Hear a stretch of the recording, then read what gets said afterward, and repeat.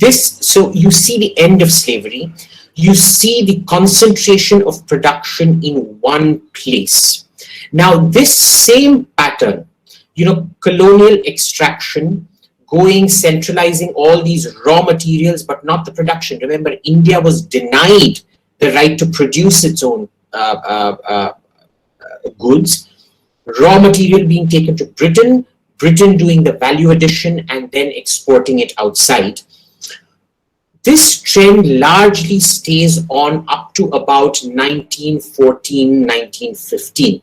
1914, why do we know it ends? Is because India, the value of production in Britain vastly exceeds what India is sort of capable of providing it with. So 1914 is the first year where instead of India subsidizing Britain, Britain starts subsidizing India.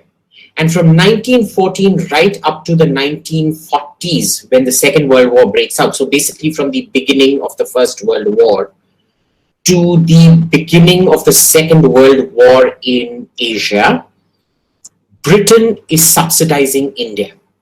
Okay, very important, because this is when you understand that colonialism had stopped making sense at this point.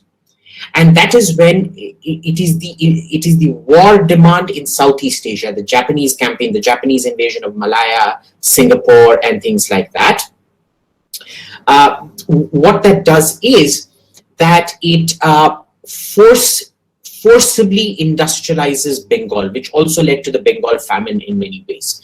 And Bengal was the most industrial state of India during when we got independence, precisely because of the Bengal famine, amongst many other things. Remember, I told you how many people died in France and Britain in the 1700s when they were going through the same phase. Now, what happens here is that basically the colonies stopped paying their bills.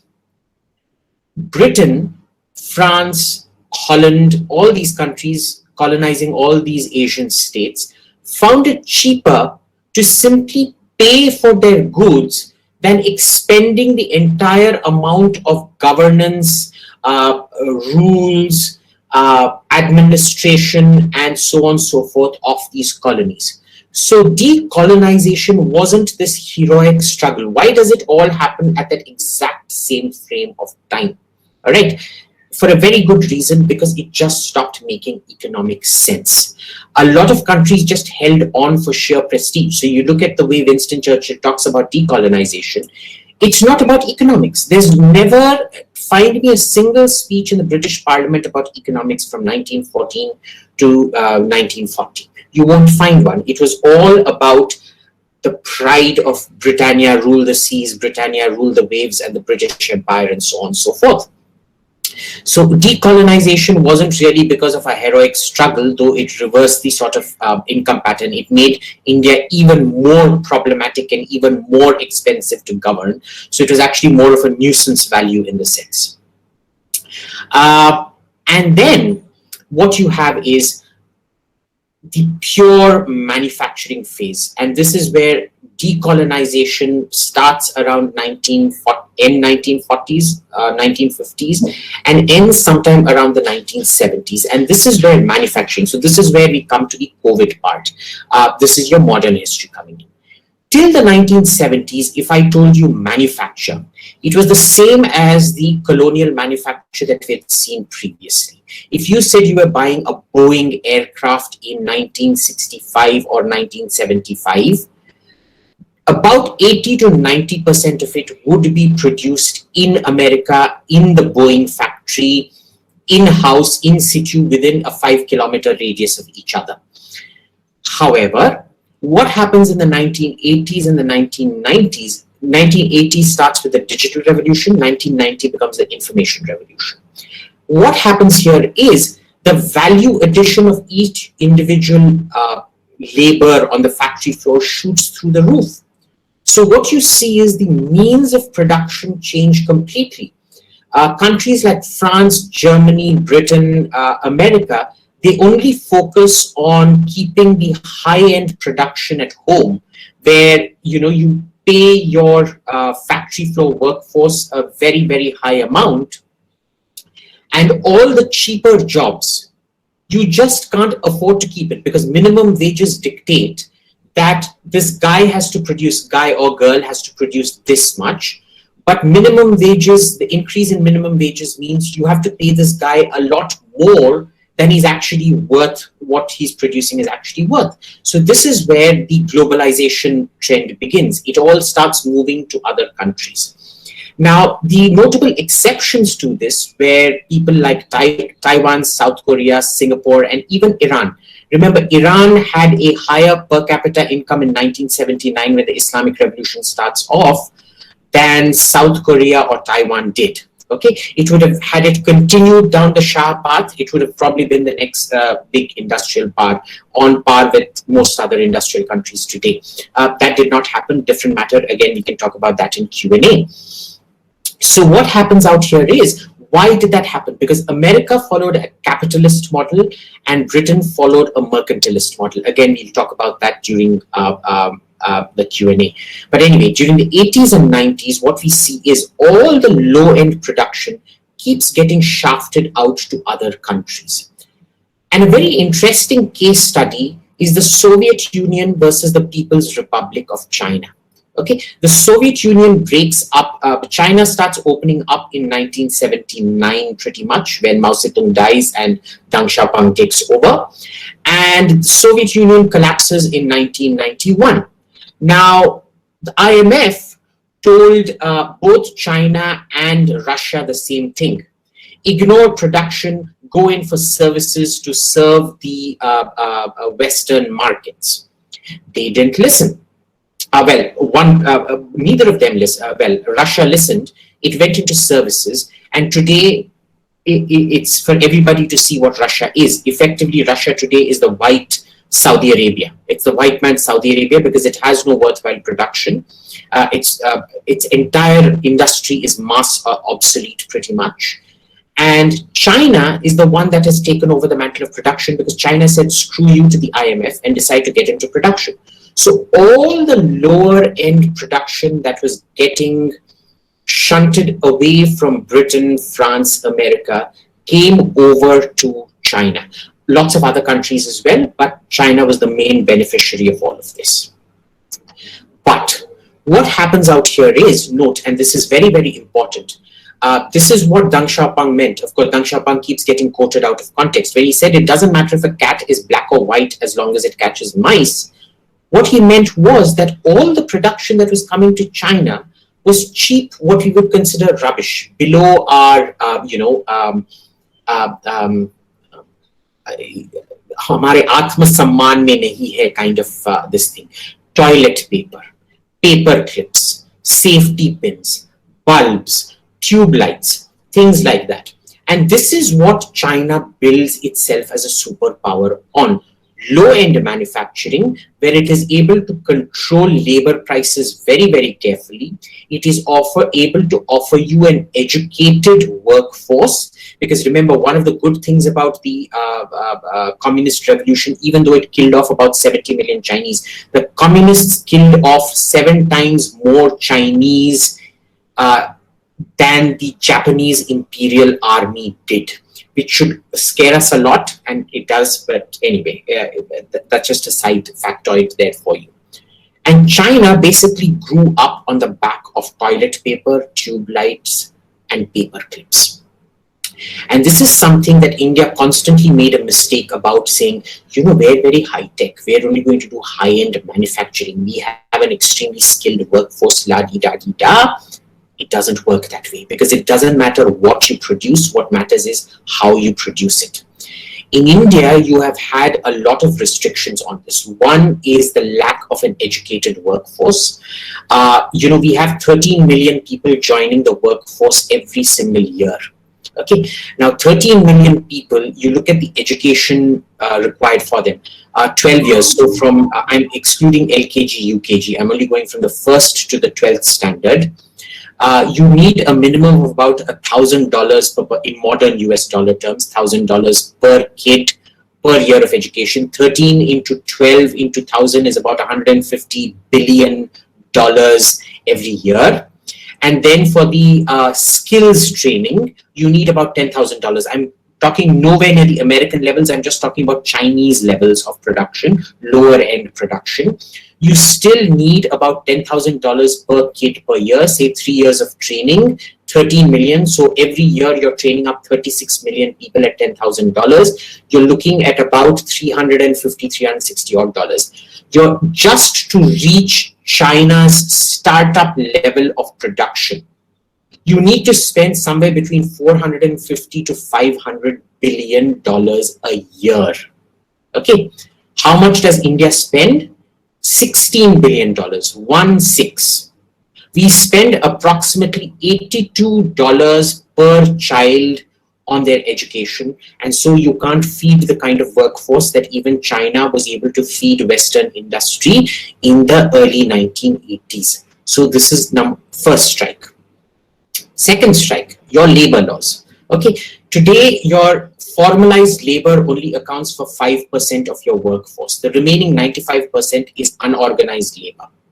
And yet all your labor laws are attuned towards keeping this 5% happy, even though they have deprived the remaining 95% of formalized jobs, of any kind of value addition, of any kind of growth. Okay, China never did that. See, China made it, they're paying you guys this much, no rules, no nothing. That's it, you focus on it. And today, that same Chinese labor that suffered so badly in the 1980s has a huge disposable per capita income. It isn't the best life, but I can assure you it is far, far better than what any Indian laborer, including that privileged 5%, get today. The third is regulatory mechanisms. Okay, a lot of people tell you about how rigged the Chinese justice system is and how India follows the rule of law. That is simply not true. China runs kangaroo courts when it comes to politics. China does not run kangaroo courts, or at least they run very few kangaroo courts when it comes to international trade and things like that. In India, we don't. We have judges who are business illiterate. We have governments that are business illiterate. You have the cases of the retrospective taxation of Vodafone and Cairn. I think Cairn has gone into arbitration and the results are expected sometime soon. So these are the three strikes that you have. A lack of an educated workforce, but you still keep talking about IT, high-tech, high-tech, high-tech. Toilet paper and paper clips aren't for us. It's below our dignity. Then you have a lack of education. And third, you have a lack of the rule of law. So this is sort of three strikes against you, to use a sort of baseball term. This is the state of play that we're at right now, and this is what is important for understanding where COVID goes. Now, what has COVID done? COVID has kind of pushed us back into the 1970s, where every country is saying, look, I think we globalized too much. We gave off too much to the Chinese, thinking ventilators are low end, N95 face masks are low end, basic production of, basic medical equipment like what's that machine called, the round thing that they put people into, I forget now. All of these are low end. We can sort of push it off to China, and now they are suffering because China during this particular crisis weaponized it. It started buying masks in Europe to meet its own demand, and then price gouged and sold those same masks back to Europe and America. Okay, so this is where we are now looking at a push towards, so far it is only verbal. This is very important to remember, and never forget that money can corrupt you absolutely. So we may think, that Trump and Macron and Angela Merkel, yes, thank you, the MRI machine, that is what I meant. Thank you, Ranveer. The moment this thing ends, they will go back to the normal production. It may very well go back to normal production and China monopolizing everything, which would be good for us, I think. But if they go through with this, all that lower end production is going to have to shift back to America, back to France, back to Germany, back to Britain. In which case, India is screwed. Because, India for the last at least 3-4 years has been swallowing its dignity. That is what Make in India was about.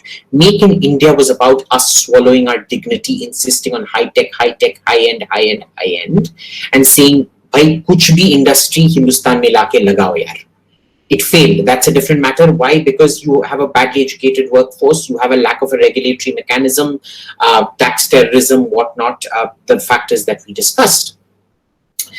But if the West is serious about it, how can, and like we discussed, it does not make sense for Western income levels to be producing this kind of low-end goods. The mathematics don't add up. This is where 3D printing comes in.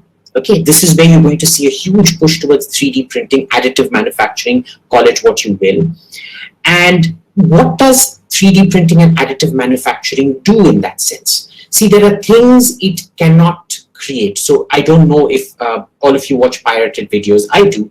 I go to the piratebay.org and download things. Now, one of the categories out there is Physibles. Physibles is basically a program you feed to a 3D computer, and it then produces actual replica for you. So there's actually a Physible for a revolver, not a revolver, a single shot gun that was put up on the Pirate Bay that was actually tested and used I think last year in 2019 or I think it was 2018 that it was actually manufactured. A gun was manufactured at home on a 3D printer at home, and it was used. But remember, this happened in America, and for the bullet to be made, the bullet could not be made out of the same 3D printing material. It required higher resistance. And the guy had to go to a gun store in America and buy the propellant, the metal propellant. He had to buy it separately and then incorporate it in. So 3D printing obviously does not, it can't create materials out of thin air for you. So given how rudimentary the 3D printing is today, what you will see 3D printing replace is those exact same things that India today wants to take away from China. Toilet paper, paper clips, tube lights, bulbs, so on and so forth. And this is what this insulation that is happening post-COVID is going to see to it that those jobs do not come to India anymore. Maybe they'll come to India in the next 10 years, but if 3D printing gets enough of a push, you tell me what industrialist is going to say, I am going to buy land in India, set up a factory in India, even though the margin, the window is just 10 years till 3D printing takes over. And this is the fourth bottleneck in India, is that your land is so ridiculously high priced. It simply does not make sense anymore. As opposed to China that gives out land to industry based on yield. They'll say, well, what is the yield coming out? We'll base the price of land on that, not on demand and supply. So, this is where communism actually works in a sense, bizarrely enough.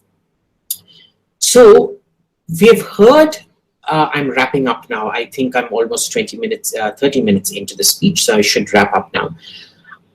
What we see, I see a lot of, even before COVID set in, I used to see a lot of Indian politicians say things like, 3D printing is the future of India. It is not. 3D printing is the death of any chance that India has of industrializing in any form or way. Okay. COVID has just reinforced that fact. And if they go through with it, we all seem to be celebrating, see, China is going to get screwed, China is going to get screwed. Understand, China is not going to be the one that gets screwed because they have graduated now to middle level production. All right, they can actually now afford to get rid of those lower end jobs. But those lower end jobs, if 3D printing comes about and if America and France do what they say they're going to do, isn't going to come to you. It is going to go back there. Okay. And the last sort of industrial model here that really matters for India is, the second great delusion. The first great delusion is that we can somehow pick up everything coming out of China, and and we were a great IT power, and we had high-end manufacturing and blah blah blah. The second great delusion is the fact, you will hear a lot of people use this buzzword, we want to leapfrog into the information age. We didn't industrialize, but we want to leapfrog into the information age. Not happening. It is an anthropological and sociological impossibility. It cannot happen. And the clearest example of this is northern Italy versus southern Italy, and northern Belgium versus southern Belgium. So let me give you the example. Traditionally, northern Italy was the rich one, the Rhine Valley, and since at least about 400 AD, if you use Irfan Habib's definition of industry, which is mass production, the Rhine Valley and northern Italy, Lombardy, the Po region, those were the two main cores of European industry. However, because of Napoleonic wars and things like that, it was southern Italy that had all the agricultural surpluses. So when Italian reunification happened, all the southern agricultural surpluses were transferred to the north, which had been devastated by war, and that is what industrialized Italy. However, the south still remained feudal and agriculture. They didn't industrialize at all. And even today, they are not able to industrialize. So even within the same country, if the South is not able to leap into the information age that the North has been able to, how is India going to do that without any patch of industrialization anywhere? We're not like North Italy, South Italy, even though the South is somewhat better off than the North here. Number two, look at Belgium. There is Flemish-speaking Northern Belgium and French-speaking Southern Belgium. So the North is called the Flemish Flam, and the South is called Wallonia. They're called Walloons, the French-speaking ones. Now, Wallonia is where all the traditional heavy industry was. ArcelorMittal, Arcelor, the producer of steel, was all in the South. The coal was in the South, the steel was in the South, so on and so forth. And it was all the northern laborers, the Flemish-speaking laborers that used to come and work in the South. And because they had that basic industrial grounding, that they were forced to work in the South, because you can't really have too much agriculture out there, unlike southern Italy, who never migrated up north to northern Italy. Here, the northern Flams migrated to the South. They used to work in southern industries. They internalized that industrialization, and industrialization is a lot of things. It's also the absolute state monopoly on violence, for example, that people can't just go rioting and things like that. In Italy, you still have riots in the South. You still have the mafia. Everybody's seen Don Corleone and the Sicilian mafia and la di da. Doesn't happen in Belgium. So northern Belgium leapfrogged, and today it is the rich Belgium. Southern Belgium, industrial Belgium, old industrial Belgium, is the poor Belgium now. Okay, so we are in no position to do what Belgium did, and we're very much stuck in the position that southern Italy is. So sorry to burst all your bubbles, and I'm sorry if I've been terribly, terribly negative, but we're now at 35 minutes, and I will end here and get into Q&A. And let me see if I can see this chat panel. Okay. Let's start with the first question. It isn't a question. Har Har Mahadev, Abhiji, Har Har Mahadev, Dhruvam from Austria, I think. Okay, good afternoon. Okay.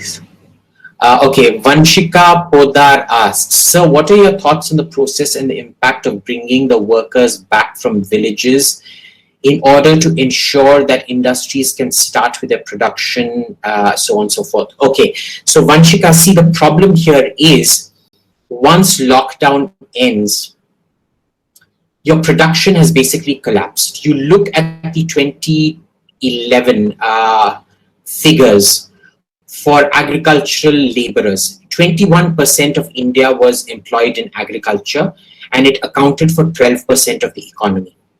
Today, agriculture, today in 2020, but I'm talking about the 2019 figures, 2019, 18% of India's economy, of India's GDP was agriculture.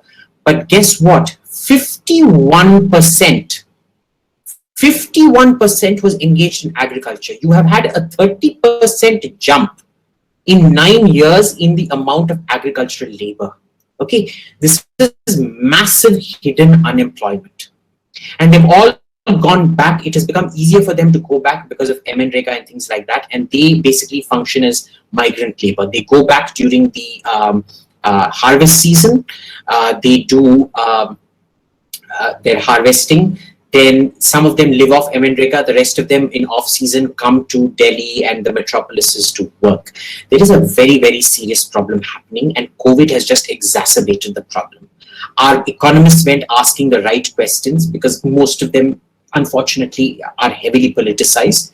They were not asking the right questions, but that is what has happened. Now, when lock open or whatever, uplock, whatever, anyway, unlock one, you have destroyed so much of the economy over the last 2-3 months now. Where is the propensity to consume? Productions तो सब ठीक है, but production के लिए demand भी होना पड़ता है. ठीक है, international demand is going to be vastly reduced. Even your domestic demand is going to be vastly reduced.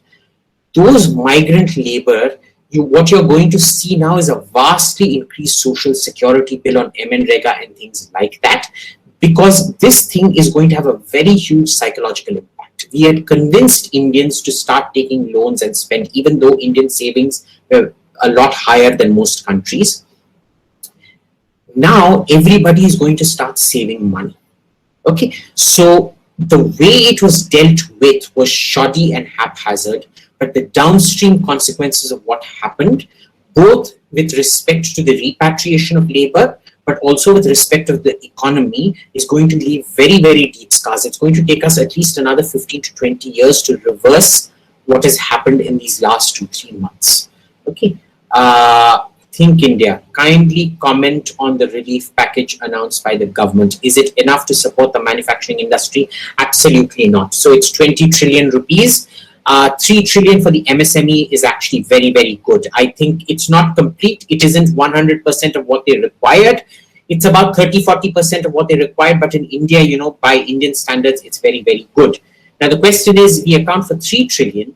What about the remaining 17 trillion? I still don't know what the remaining 17 trillion is going towards. So again, that becomes a bit problematic, right? Next, Rigved Upadhyay.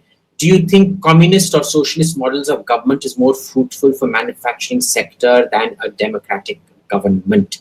So see, we shouldn't confuse democracy with economic production, okay? You can have democratic socialists like you do in Sweden, all the Scandinavian countries and things like that. Basically, there is absolutely no model for kickstarting industrialization other than capitalism.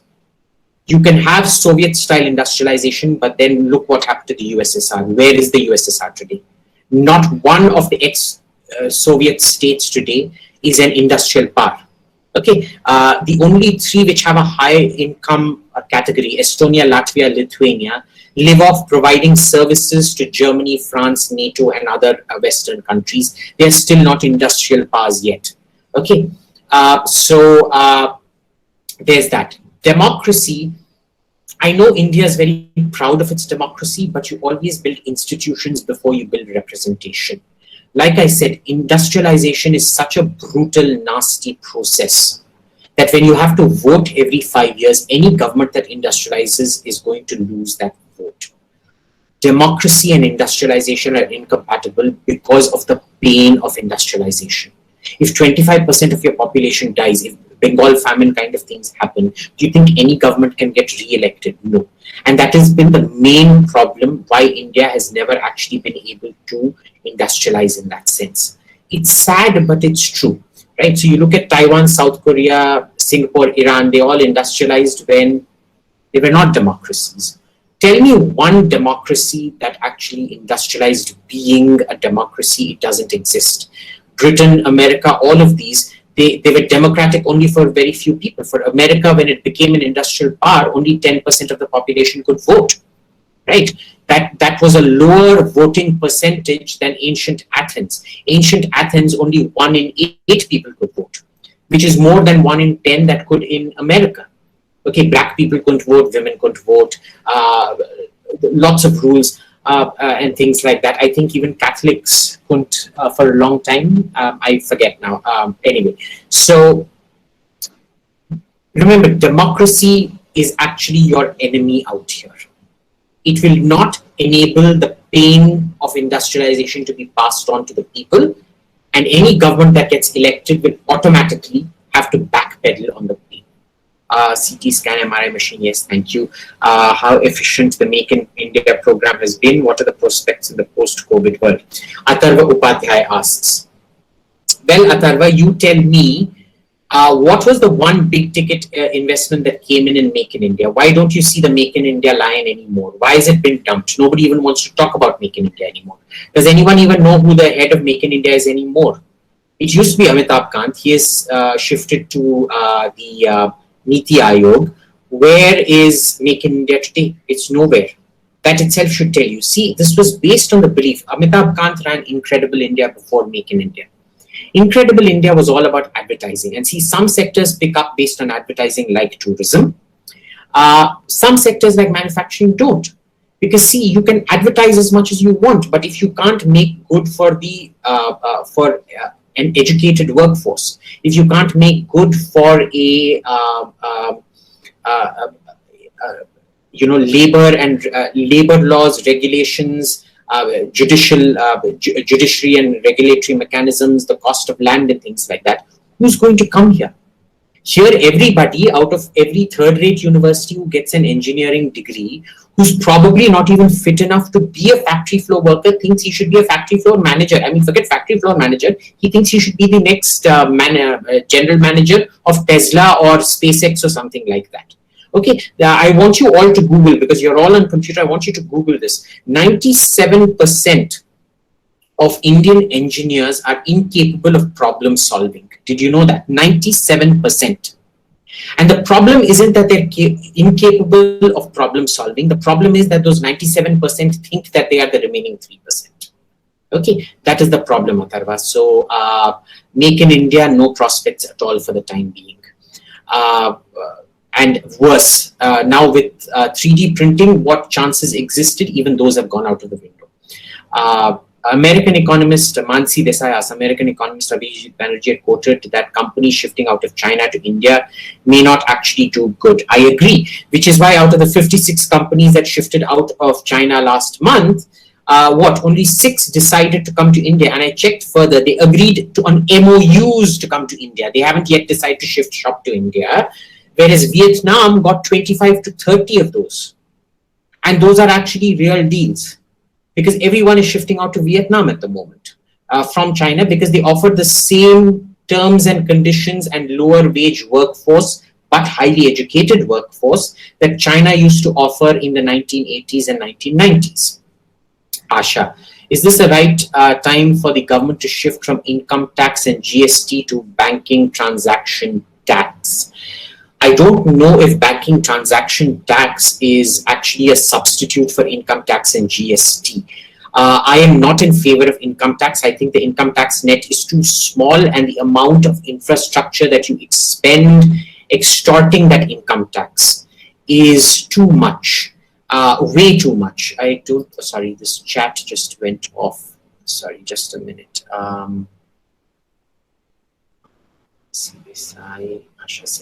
And GST, the problem is it is too complex for a country like India.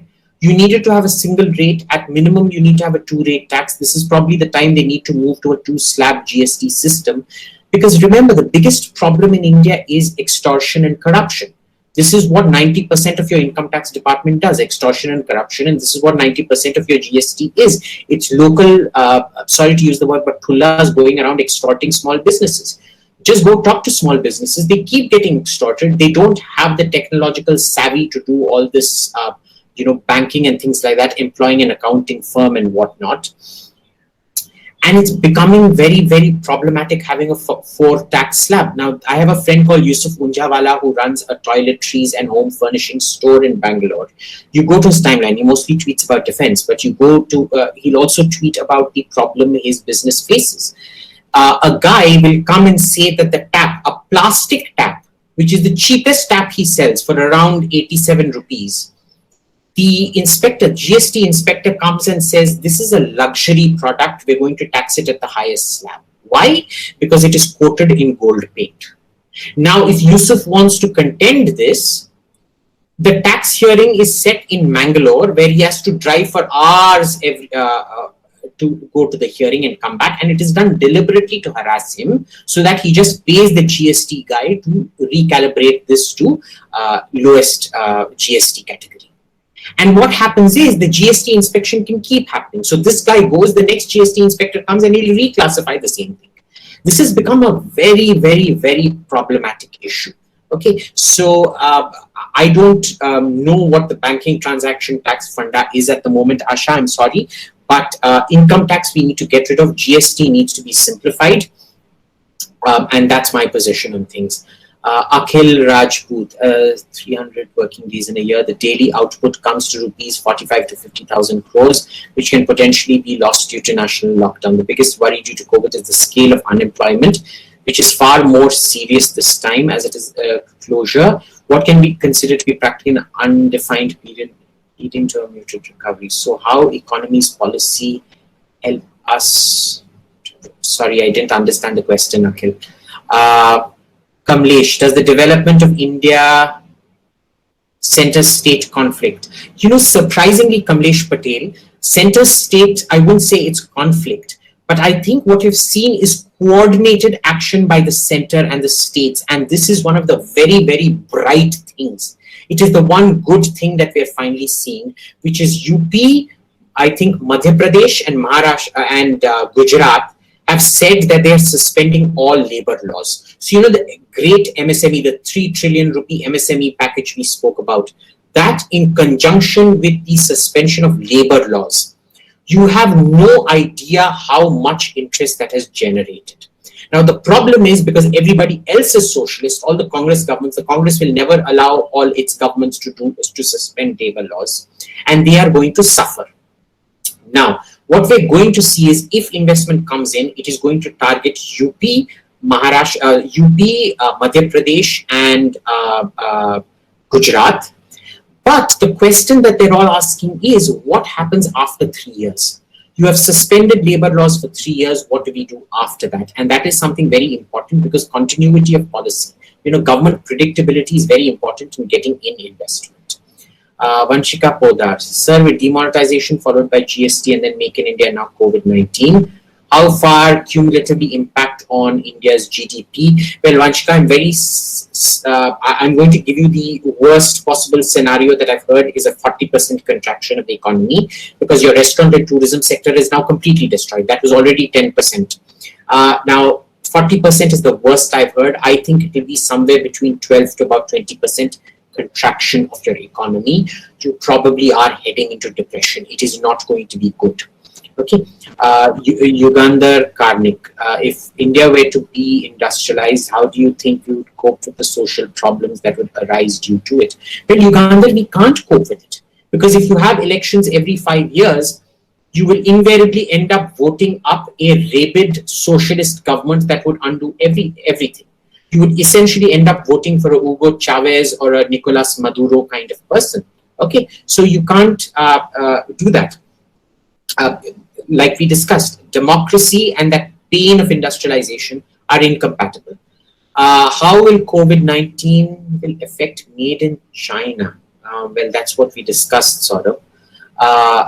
Rigved, do you think that a major reason of damage to manufacturing industry, even during this pandemic, it is distorted in corrupt bureaucracy and high compliances? Yes, Rigved, it is in fact a lot of the ill effects of the pandemic is because not of a corrupt bureaucracy, but an untrained bureaucracy. Okay, an untrained bureaucracy that doesn't understand the effects of policy. Okay, they don't understand intersectional policy making because all they've done is passed one UPSC exam, okay, and an interview process. And learning by rote, you have not been given skills training, you have not been given job training on dealing with the economy. The economy is such a complex thing. You literally need Nobel laureates to understand the economy and tell you what to do, and these people won't listen to those people. Of course, Nobel laureates also get it wrong, but these people don't even have that basic knowledge, and they have a great insecurity because listening to anybody outside of government means ceding power to somebody outside government, which they do not want. Sorry, I'm just going to have a quick sip.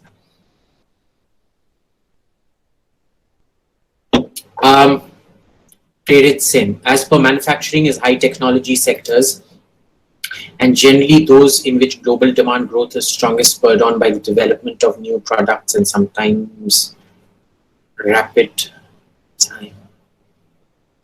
Okay, new products and rapid cost reductions.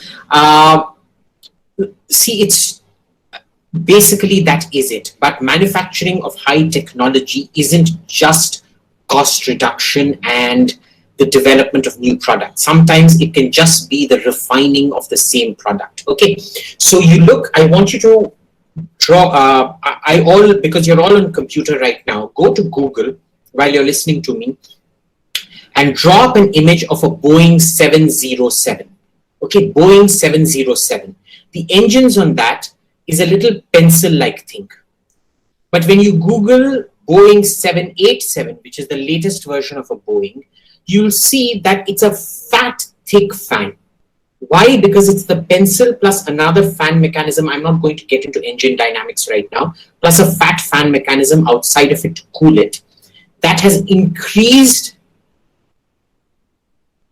the fuel efficiency to such an incredible level, it's not even funny, right? So it is a refinement of old technology. It is not just new products. It is a refinement of the same old products to a point where the old Boeing 707 could only go about 5,000 kilometers on full load. Today, the development of that same engine, that same technology that is fatter, can go something like 17,000 kilometers on full load. But yes, it is about new products, refinement of technology, not new products, refinement of technology. That is the main chunk of the market. Then new products, because new products, I would consider iPhone to be just, accretion, building on the same thing. I would consider it a new product. That probably happens between an iPhone 5 and an iPhone 7, but not between an iPhone 3 and an iPhone 5 kind of thing, right? So that, and rapid cost reduction, absolutely. But remember, rapid cost reduction and new products is still a smaller segment than evolutionary change happening. Manvendra Singh, what do you think about the potential of India in defense manufacturing and its way forward? Manvendra Singh, potential of India in defense manufacturing and its way forward. I am not even going to answer that question because it is going to make me cry. Just one word answer, koi potential nahi hai, kuch nahi hone wala hai. Okay, Tarush, sir, shouldn't India industrialize state by state and concentrate on specific states? Very good question, Tarush. So see, there are two models of how you can industrialize in the modern world.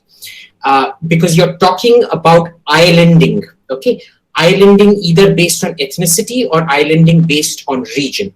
Islanding based on ethnicity was South Africa. So South Africa, the white people economy was as developed as the German or the Dutch economy through the 80s and 90s, okay?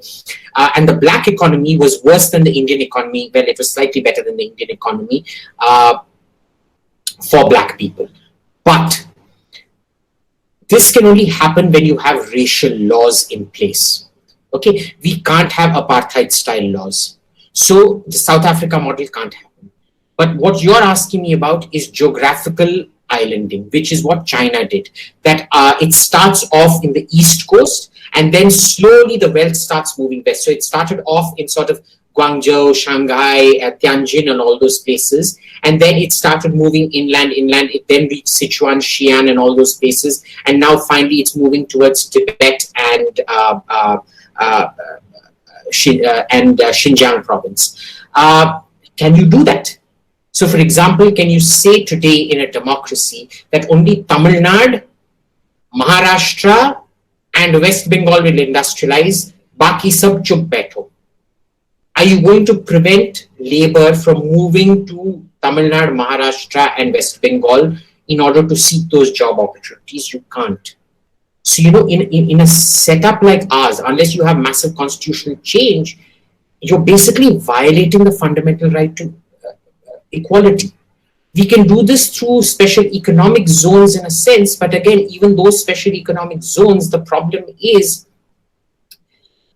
because the thing about special economic zones is you can keep giving each state special economic zones, but it doesn't make sense to have a special economic zone set up in, say, Uttar Pradesh without any sea communication, and it has to go over land to a port to get exported abroad. So it really can't. I don't think we can do it, but Tarush, if you have any ideas, I'm always open to new ideas, right? Do you think COVID problems will force manufacturing to innovate? Yes, it will. It is not COVID that will force manufacturing to innovate. It is politicians who have learned lessons from COVID who will force manufacturing to innovate, unless they get bought out by Chinese money. Never forget that, Asha. Chinese money is very, very, very powerful. They can buy anyone, anywhere, anytime. Never undervalue that. They can completely reverse manufacturing innovation.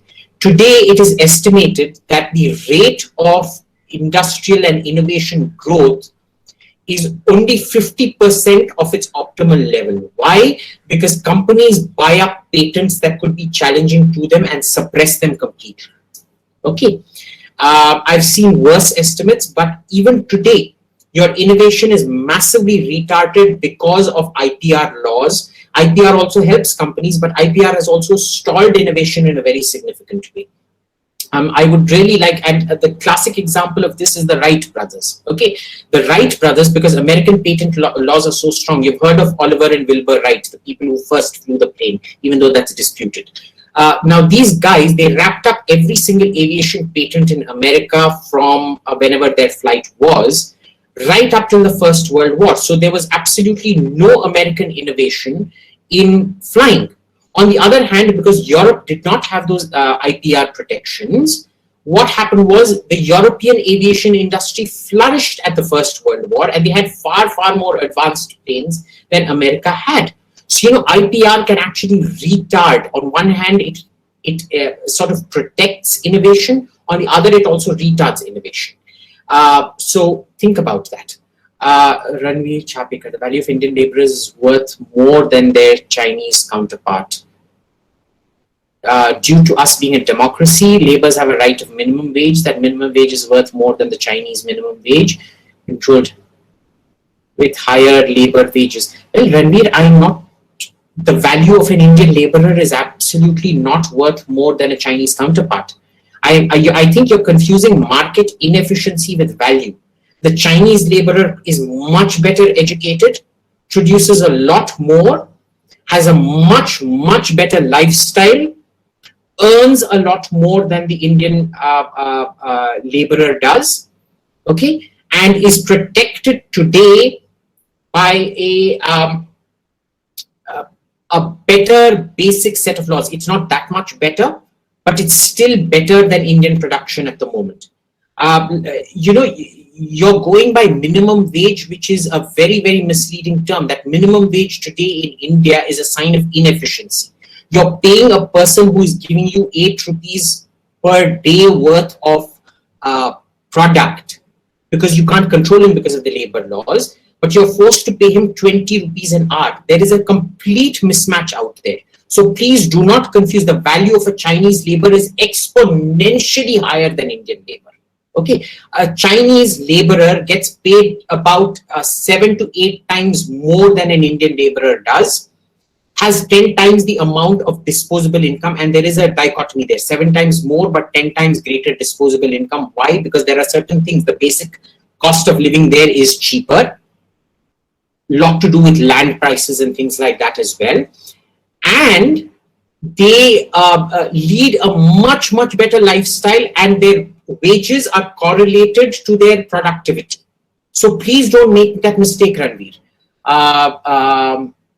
Atharva, your comments on Mission Jai Hind, suggestions by Yogendra Yadav.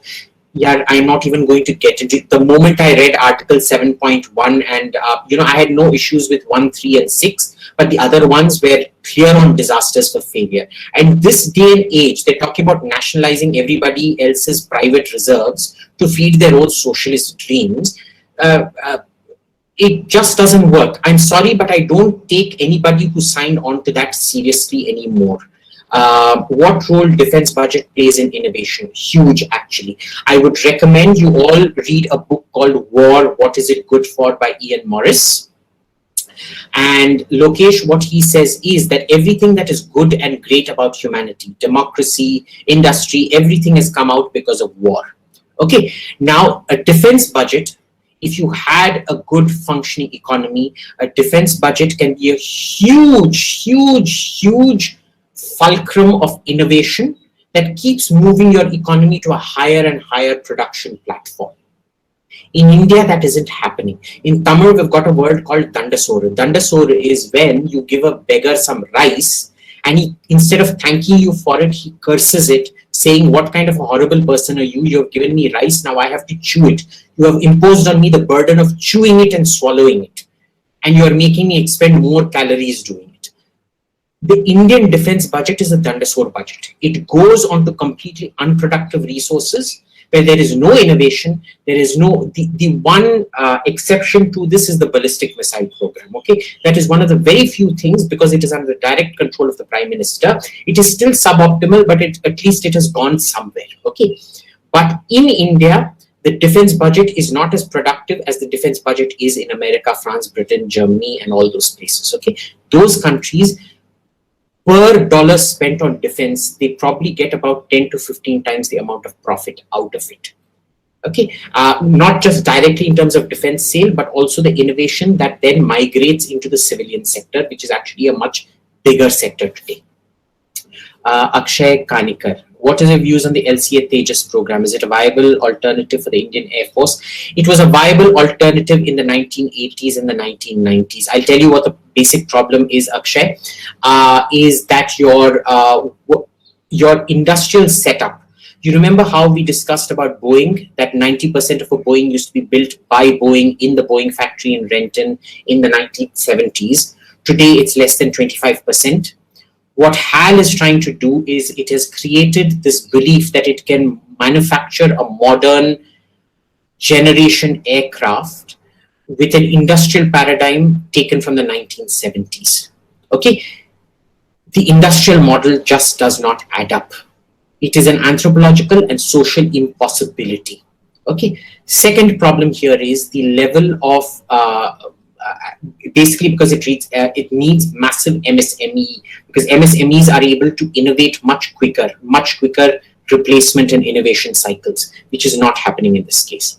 Second, the Tejas size, the external dimensions, they were conceived before fly-by-wire came about. Okay, in those days, the smaller the fighter, the more maneuverable it was. Today, the smaller the fighter doesn't mean it is more maneuverable. The Sukhoi is one of the most maneuverable fighters. It's also one of the biggest and heaviest fighters around. Because fly-by-wire means size no longer equals maneuverability. It's like today, when you had an Ambassador and a Maruti 800, a Maruti 800 was much more maneuverable than the Ambassador. But with power steering and electronic controls today, a BMW, a huge BMW 7 Series will be much more maneuverable than your Maruti 800 was. Okay, so it's stuff like that. You have taken a small plane, but when you move into the electronic age, you need to start adding all these electronics to it, and you have to miniaturize it to a point where it is the smallest modern fighter around. You just can't fit the level of electronics. Your miniaturization has to be better than Japan, better than Sweden, in order to fit all those electronics onto this thing. So it does not work. I don't know why this dialog box keeps shutting. So yes, okay, LCA.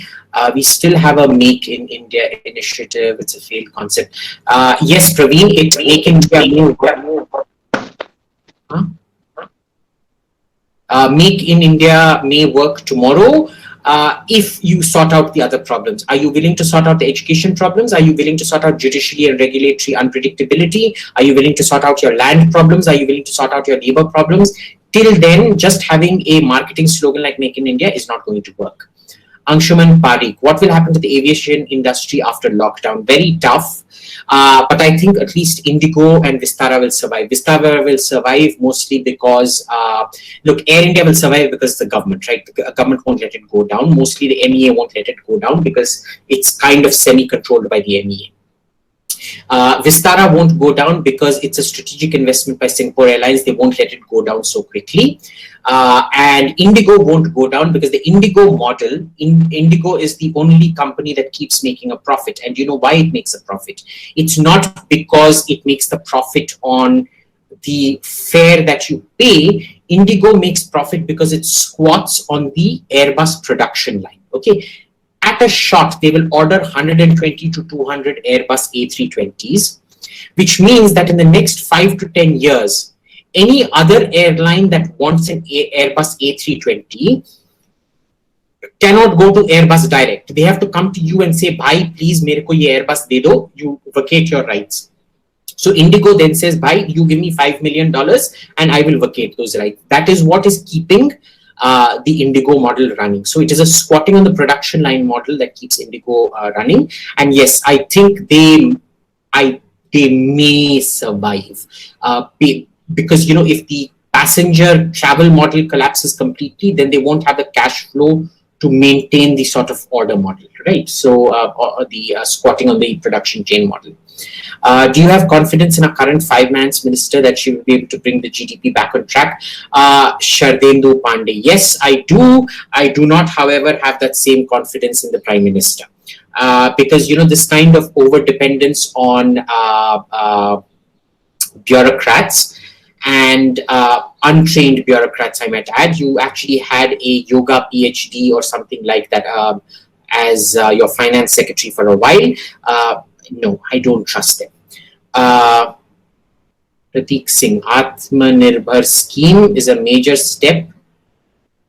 For that to capability are required in India, still lags behind in producing products as we're still a developing nation.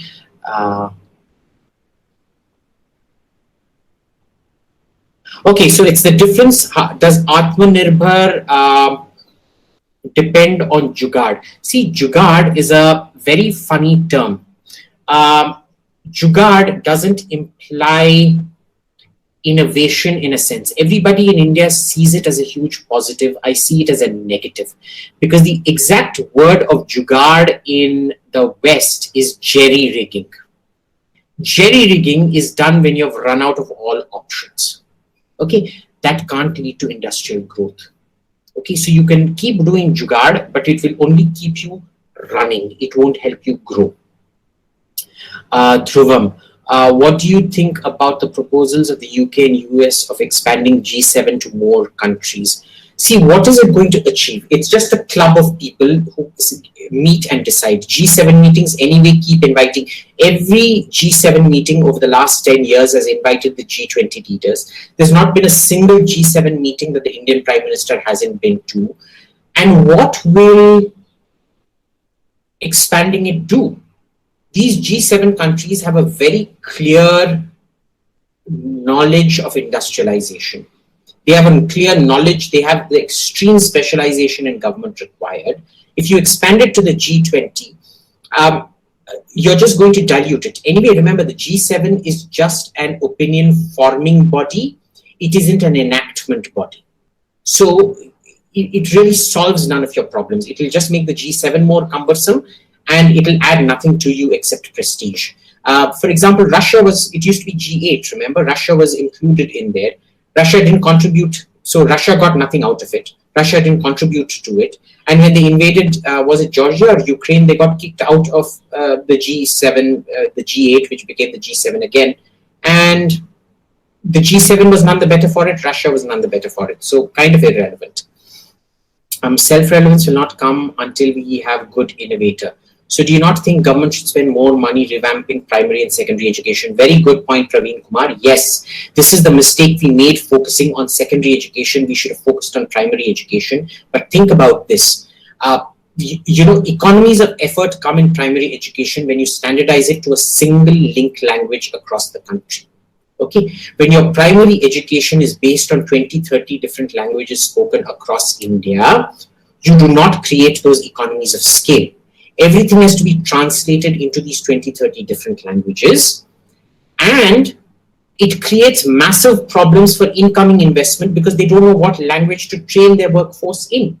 So they can't have the flexibility of a country. What is the point of investing in a country that wherever you go, the conditions are the same, the language is the same, and things like that? Here, you have to invest in whole new language training. Okay, so that will always be a deterrent out there. Ritvik Joshi, what should be our strategy to develop, industrialize the eastern part of India? Well, Ritvik, like I told you, get rid of all these land laws, labor laws, and things like that. I don't know why people are going on asking me this question, because I think I made it very, very clear. Till you get rid of your judicial capriciousness, your regulatory unpredictability, a badly educated workforce, terrible labor laws, and overpriced land, you're not going to go anywhere. I can keep stating it ad nauseum, but you can keep asking me the same question ad nauseum. The answer isn't going to change.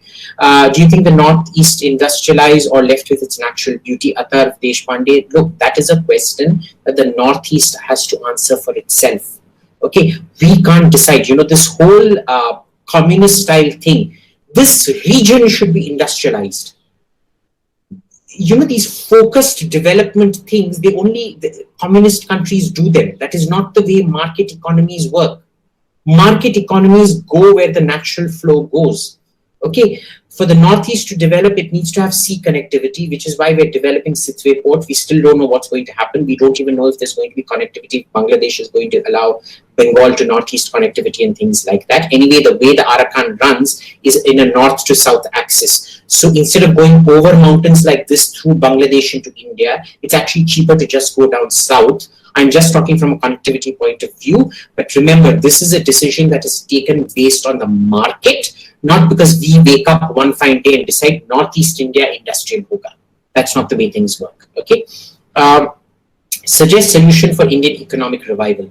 Very, very good question. One, the government focuses on just one thing, providing law and order. All the money goes into law and order, law and order, law and order, into solving. And by law and order, I mean not just a vastly expanded police force. Right now, we have one of the highest rates of crime and the lowest rates of policing. That needs to change. Your land grabbing and things like that needs to end. So, you know, your judicial pendency needs to come down. So I'm talking about the entire law and order mechanism, which will go a very far way in solving your problems. Number one.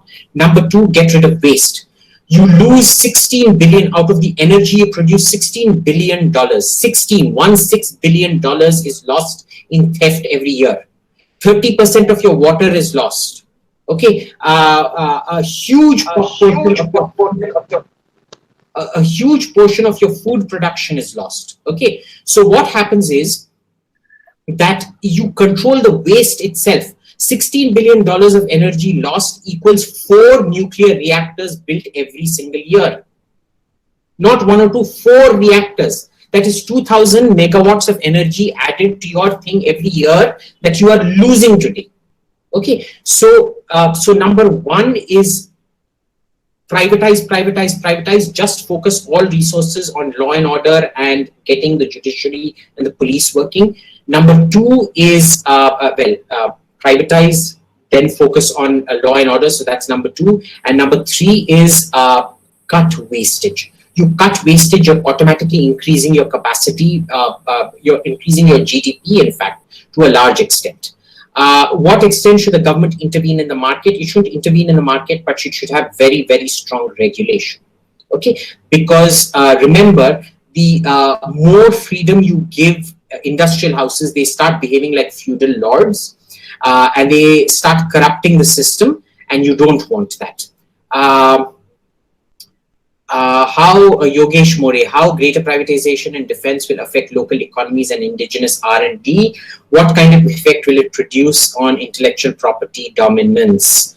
Like we discussed, Yogesh, see, we're in no position to start that kind of intellectual property dominance yet. When you're spending just $82 per person per student, the intellectual property dominance ki baat hi chhod do. I don't know where you've got this term, but this cut, copy, paste of Western jargon, it does not work in India. Hamara koi agle 30-40 साल के लिए कोई भी IP dominance नहीं होने वाला है, ठीक है ना? But what the privatization of defense will do is that it helps migrate from the sort of big industry HAL, Mazgaon Docks model to a small industry, micro, medium, small sector, which can rapidly keep the replacement rate they can meet. So it will gravitate towards its natural forms, which automatically starts helping your industry as a whole. Okay, which is why you need privatization to fix your obsolete industrial structure. It is not just the waste of government resources, it is also to fix the industrial structure. Prerit, manufacturers are at continued risk of disruption amid ongoing volatility in costs and policy. How can the manufacturing industry remain resilient? It can't.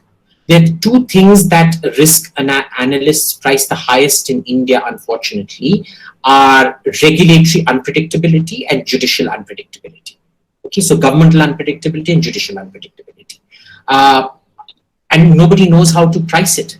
In fact, for some, the risk pricing on these two is so great that they just refuse to come to India. That is why Make in India has made no headway, amongst other reasons, of course. Tarush, Observer Research Foundation, Samir Saran, my ex-boss, has suggested massive green infrastructure spending. Will it help revive the Indian economy? Yes, absolutely it will. And you know why he was suggesting that? He was suggesting that so that instead of going on saying rubbish like, we're going to leapfrog into the information age, instead of complaining that, everybody's forcing us to get rid of carbon, coal and fossil fuel based reactors, we say, we are going to take the lead. We start building windmills, we start building solar energy and things like that. It is low hanging fruit. It is still low hanging fruit because you can create enough internal demand. Okay, the problem is solar energy and wind energy. Wind energy I'm not going to get into because the cost is completely different. But solar energy is still more expensive than fossil fuel generated energy. But the case for it isn't on a cost basis. It is on an economic emancipation basis. Your normal unit of fossil fuel energy costs you around 2 rupees. Solar energy costs you around 5 rupees given all the replacement costs, even with Chinese infrastructure that you have to keep replacing every 4 or 5 years. This is what he wants done. He wants India to take that on, create longer lasting, create economies of scale in India, force everybody to buy solar. In Bangalore and Madras, all of us have solar water heaters on the roof. On Delhi, on the other hand, where it's so hot, you don't even, I'm yet to see a solar heater in Delhi, which is scary. Okay, so these are the things he was talking about, which, this government never took seriously. And it's not happening, and which is very surprising because in Gujarat, when Modi was the chief minister, he completely transformed the rural landscape with solar energy. So I'm just surprised that we never went on to, and we fundamentally believed in 2014 when he won the election. I was working with Samir Sir and ORF when that green infrastructure paper came out, and we genuinely thought he was going to give a huge push to windmills and solar and all of that. And India's biggest windmill producer, Suzlon, it nearly went bankrupt because it actually bet on Modi betting on green technologies. He did not, and it almost went bankrupt. I mean, it was more than that, but it was one of the main reasons it nearly went bankrupt, or actually went bankrupt. I forget now. This shall be the last question. We're short on time. 5:10. Okay, why Assam and Seven Sisters are unable to flourish in manufacturing sector and industrialization? Anshuman Parikh. Anshuman, tell me, what part of the last thing did you not hear? Tell me, is the education better in Assam? Does judicial unpredictability not apply to Assam? Does regulatory unpredictability not apply to Assam? All of it applies to Assam. Plus, you've got the issue of connectivity to the rest of India. The Northeast simply isn't a self-sufficient market. It needs to be exported. And because our export laws won't allow it to create its own separate industrial policy for the Northeast, where it links up to its natural base, which is Southeast Asia, you're not allowing that to happen. Therefore, you're not allowing it to thrive. So it's partially, to do with geography, but mostly to do with the regulatory mechanisms and the fundamental problems we spoke about. And we focus on small scale industries too. Pavanjit Kaur asked, Pavanjit, not only can we, it is the most important thing. Today, it is the small, the micro and small where the greatest innovation is happening. We have to focus there. Okay, unfortunately, what happens is, why is it that after Israelis, Indians are the second biggest startup in California, in Silicon Valley. Clearly, there's something happening out there. Why are Indians from here going there and setting up? Why can't we set it up here?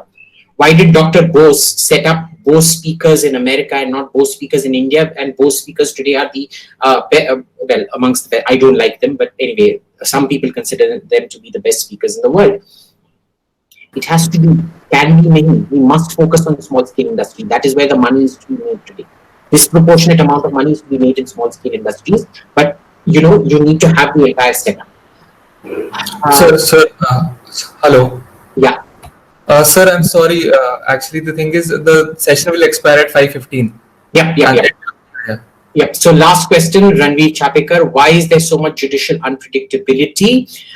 Very simple. Because this judicial unpredictability started in this during the emergency, when to protect itself, the judiciary came up with this what's it called, basic structure judgment, which said, which basically created this what's it called, the judicial pool. No, the judges decide who is going to get promoted. The Prime Minister does not get that prerogative, and so on and so forth.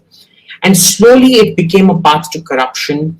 And, you know, remember the judiciary, a lot of people say the army is the best of India. The judiciary is the best of India. That doesn't happen in a democracy. All these sectors, they are a reflection of India. India is corrupt, India is uneducated, so is the judiciary. India is corrupt, and India is uneducated, so is the army.